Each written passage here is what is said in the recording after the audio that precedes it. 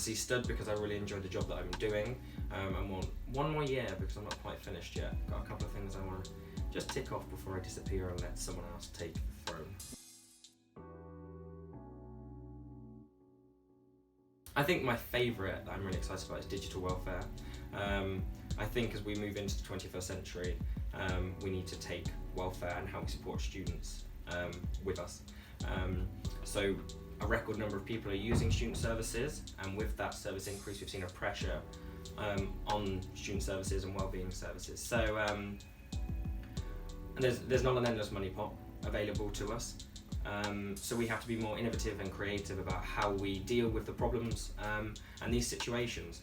And I think what we need to be doing is teaching students how to be resilient.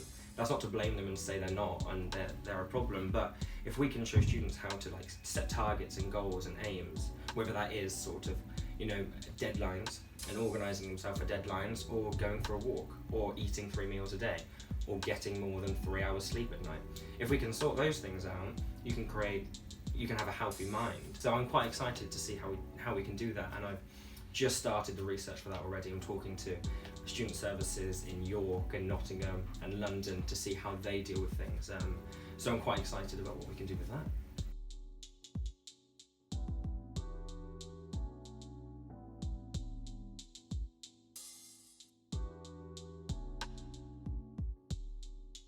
I think elections come in swings and roundabouts, and it is interesting to analyse, and I think we could all sit and analyse it for hours about why we think that is. If we look at last year, we had a record number of people voting. We had, I think we were 60 votes away from 3,000, which is a really high number. And obviously that has fallen this year. And I think that comes with a multiple of reasons. There were less candidates this year, so there wasn't that much variety or choice to pick from. Why that reason is up for you to analyse and debate. In my mind, I can already think of 5 or 6 people that could replace me next year. And I already know them in second year, and I can see those people standing for my role next year. So, you know, these type of things come in swings and roundabouts. You never know who's going to stand, how many's going to stand. And I think FXU have got a job and a task to do, and that is thinking about that, looking at ourselves in the mirror, which we do on a daily basis anyway, and thinking about our stakeholders, our main stakeholder that matters, which is students, and thinking, okay, what went wrong and what can we do now to improve that? And we're doing that on a daily basis. So let's crack on and keep doing that and improve it for next year.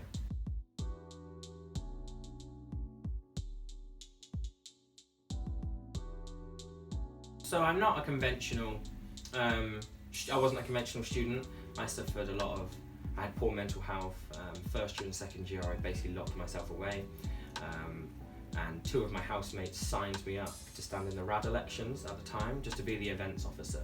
And I didn't want to because I didn't like getting involved in anything really. But I won, so I was in, and really it started at a conference in the summer, and I met a ton of new people. And then I came back, and I was coming into the FXU and talking to the members of staff here about fundraising and things like that, and I suddenly thought, you know, I've locked myself away, and the one thing at university that has actually made me enjoy it is not the course necessarily. It was the extracurricular activity, and that's obviously what FXU provides. So actually I was kind of like, I suddenly felt like I belong at university, and I think that's a really important thing, because you come here to achieve, obviously, to get a degree, but you actually come here to thrive.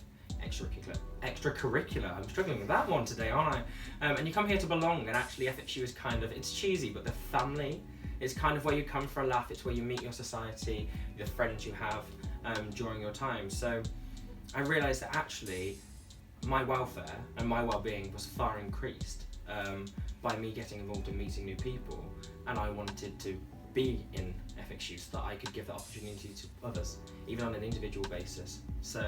So yeah, quite a cheesy little story, but actually, yeah, FXU did a lot for me and my well-being, and I hope I can provide those opportunities to others.